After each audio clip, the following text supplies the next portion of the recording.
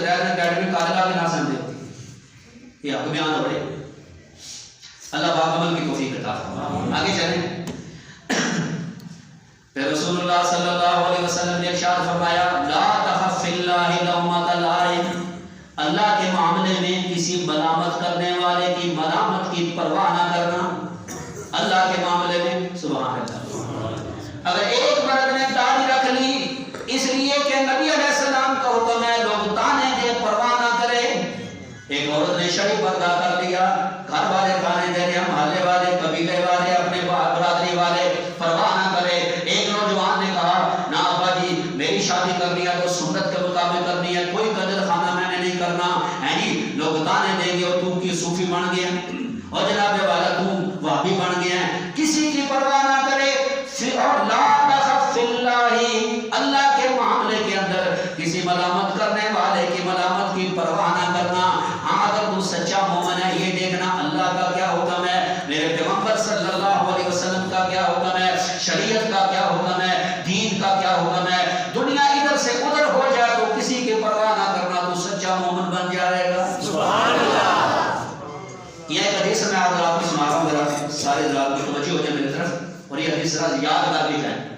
کیونکہ دیکھو نا میں کئی بار حضرات کی خدمت میں عرض کرتا ہوں, اپنے لیے بھی میں کہتا ہوں, حضرات کے لیے بھی کہتا ہوں کہ دیکھیں ہم نے دین صرف چند چیزوں کا نام سمجھ لیا. ٹھیک ہے, چند چیزوں کا نام. نماز پڑھنی ہے دین کا کام ہے, روزے آ رہے ماشاء اللہ روزے رکھنے دین کا کام ہے, حج عمرہ کر لیا دین کا کام ہے. نہ میرے بھائیوں, دین صرف دو لفظوں کا نام ہے. ادھر گزرا اپنی مرضی کو ختم کر دینا, اللہ اور اس کے رسول صلی اللہ علیہ وسلم کے حکم کو دیکھنا, اس کا نام ہے دین. بس بات نہیں سمجھے. دین کس چیز کا نام ہے؟ اللہ کا حکم, نبی علیہ السلام کا حکم. اس چیز کا نام کیا ہے؟ دین ہے. آپ دیکھو نا, جب کہا نماز پڑھو تو دین ہے, جب کہا اب نماز نہیں پڑھنی زوال کا وقت ہے, سورج نکلتا ہے, سورج غروب ہو رہا ہے, اب یہ دین ہے. جب کہا نا روزہ رکھ لو رمضان آ گیا, یہ دین ہے. جب کہا نا عید کے دن روزہ نہیں رکھنا, اب روزہ نہ رکھنا, اب روزہ نہ رکھنا دین. اس لیے بھائی یہ تو مسلمان مان لے گا, لیکن نکاح شادی کبھی بھی سنت کے مطابق کرنے کے لیے نہیں تیار. وہ کہے گا اپنی مرضی سے کروں گا, لیکن ادھر کہنا ہے بھائی نہ اسی کہتے ہیں نہ اپنی دھی شادی کر, کہنا نہیں سنت ہے. کیا کہتے ہیں ادھر نہ شادی کر رہے ہیں یار, کیوں خرچہ کرنا ہے, نا میرا جانا ہے جوڑے گا پیسہ لائے گا, کہنا نہیں سنت ہے. تو سنت سے تو اتنی محبت ہے, لیکن سنت بھی کرنی ہے شیطان کے طریقے کے مطابق. کرنی سنت ہے لیکن کس کے طریقے کے مطابق ہے؟ شیطان جیسے کہتا ہے نا ایسے کرنا ہے سنت ہے. نہیں سمجھ رہے, ہے کیا ہے سنت کو سنت کے طریقے کے مطابق نہیں کرے گا, کرے گا شیطان کے طریقے کے مطابق کرے گا.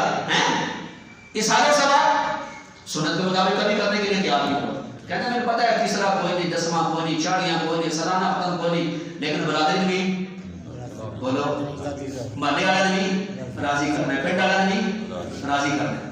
میں وہ حدیث سنانے کے لیے آپ کے سامنے گفتگو لبی نہ ہو جائے. مفہوم یہ حدیث کا کہ اگر کوئی بندہ ایسا کام کرے جس سے اللہ پاک راضی ہو تو لوگ ناراض ہوتے ہوں, تو اللہ تعالیٰ اس بندے کے لیے کافی ہو جاتے ہیں. اللہ تعالیٰ اس کو بندوں کا محتاج نہیں کرتے. یقین کرو میں نے کئی ایسے لوگوں کو دیکھا ہے جنہوں نے شادی سنت کے مطابق کی, کچھ بھی نہیں ہوا, نہ کوئی بندہ ناراض ہوا ہے, نہ کوئی رشتے ناطے ختم ہو گئی, بلکہ بعض لوگوں نے تعریف کی تھی, اچھا بات کی طرح ہمیں کنجر خانہ کرنا آستے, ہمیں جناب خرچہ بھی کرنا آستے, لان کا بھی لڑنی آستے, چنگا کی طرح سنت کے مطابق کر لیا. بعض لوگ تعریفاں کر دیں, اللہ اس کے لیے کافی ہو جائیں گے.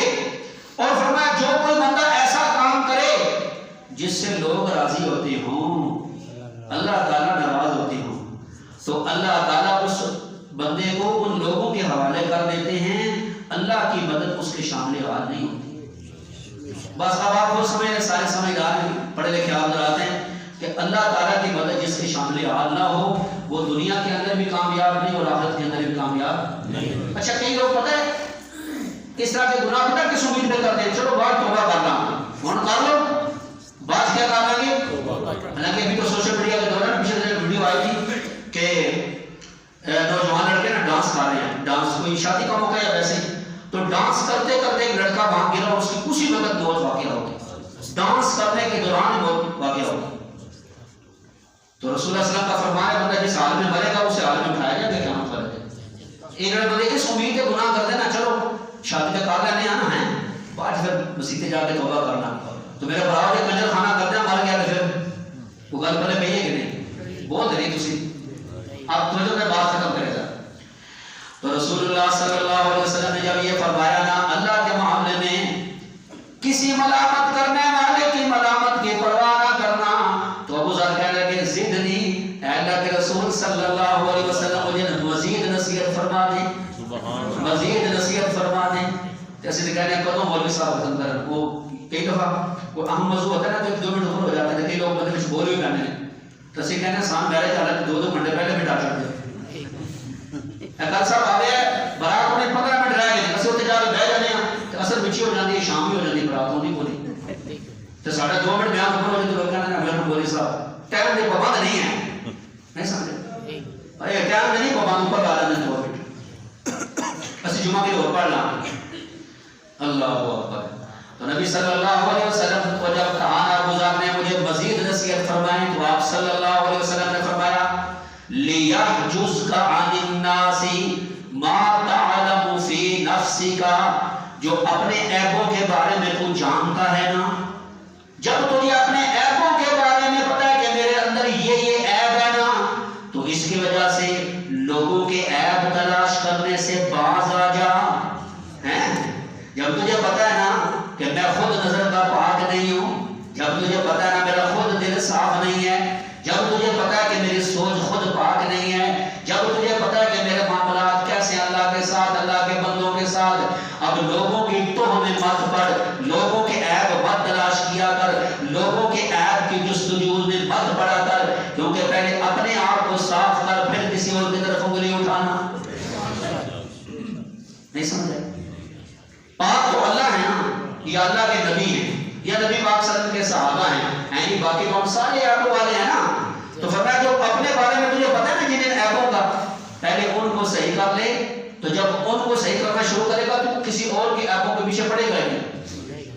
اور پھر خاص طور پر میں ان لوگوں کو کہتا ہوں کہ جو ممبروں پر بیٹھ کر کرسیوں پر بیٹھ کر مجمع میں بیان کرتے ہوئے کہتے ہیں فلاں صحابی نے یہ کیا فلاں امام نے یہ کیا فلاں ولی نے یہ کیا مولانا اشرف علی تھانوی نے یہ کیا فلاں نے یہ کیا وہ پہلے اپنے اندر دیکھیں کہ ان کی اپنے اندر کتنی صلاحیت ہے دین کو سمجھنے کی اور دین کو بیان کرنے کی ہیں جن کے اپنے قرآن کے الفاظ غلط ہوں جی جو 2-4 سال مدرسے میں پڑھے اور روٹیاں کھائی ہوں جناب اور 4 صورتیں یاد کر کے آگے مسجدوں کے امام لاتے ہوں وہ پہلے اپنے اندر دیکھیں ان کے اندر کتنی صلاحیت ہے بجائے اس کے کہ جو لوگ اہل اللہ دنیا سے چلے گئے ہیں ان کی آنکھوں کو بیان کریں شرم نہیں آتی لوگوں کو.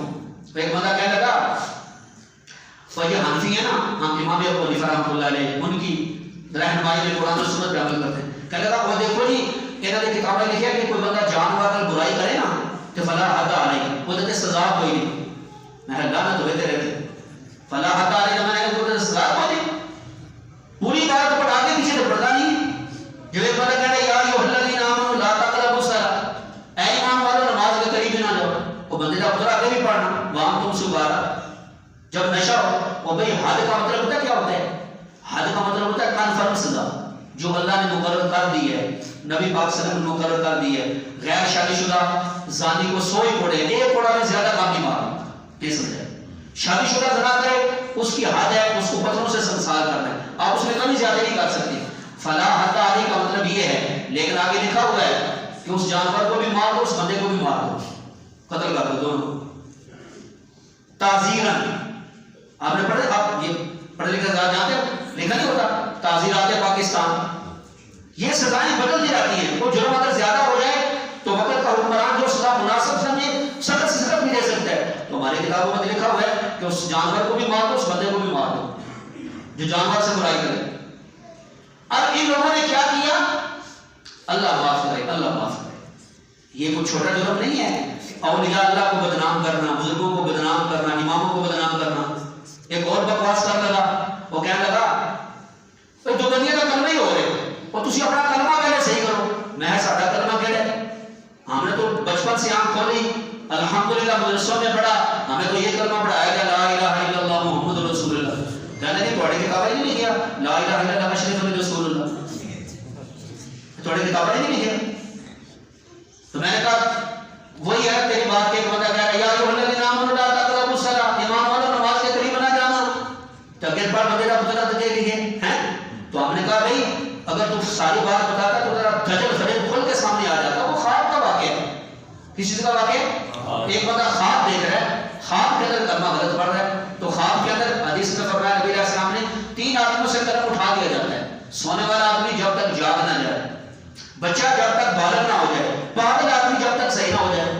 اور خواب کی تعبیر ہوتی ہے, کیا ہوتی ہے؟ بعض اوقات خواب بہت بری ہوتی ہے لیکن تعبیر بہت اچھی ہوتی ہے. جس میں موجود ہے نا کہ نبی پاک صلی اللہ علیہ وسلم کی چاچی نے کہا کہ یا رسول اللہ میں نے تو بڑی ڈراؤنی خواب دیکھی. انہوں نے فرمایا کیا؟ یا رسول اللہ میں نے دیکھا آپ کے جسم کا حصہ کاٹ کے میری گود میں رکھ دیا گیا. حضور پاک مسکرا پڑے. حضور پاک علیہ السلام نے فرمایا بڑا مبارک خواب ہے. کیا ہے؟ حضور نے فرمایا میری بیٹی فاطمہ کے گھر میں بیٹا ہوگا تمہاری گود میں کھیلے گا. امام حسن پیدا ہوئے ام فضل کی گود میں کھیلے. بندہ خواب بیان کرتا ہے اپنے مرشد کے سامنے کہ مرشد جی میں نے خواب دیکھا ہے اور مجھے پتہ ہے میں کلمہ غلط پڑھوں لیکن میرے اختیار نہیں ہے زبان پر.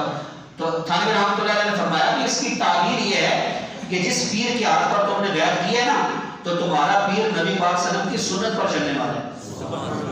نبی پاک صلی اللہ علیہ وسلم کی سنت. تو میں کیا اگر تیرے پھر بھی اطمینان نہیں نا تو بتا اگر خواب کے اندر تجھے کسی لڑکی کے ساتھ وہ اگر زنا کرے خواب میں تو تجھ پر حد لگنی چاہیے نا. کہتا نہیں. میں کہتا خواب ہے. میں نے کہا خواب میں کوئی بیوی کو طلاق دے گی طلاق ہو جائے گی. کہتا نہیں خواب ہے. میں نے کہا خواب میں کسی کو قتل کر دے اسے سولی پر چڑھایا جائے گا. کہتا نہیں. تو میں نے کہا شرم نہیں آتی اللہ کے ولیوں کے عیب نکال دو خوابوں کی وجہ سے. نہیں سمجھا؟ جھوٹ بولتے ہو. اللہ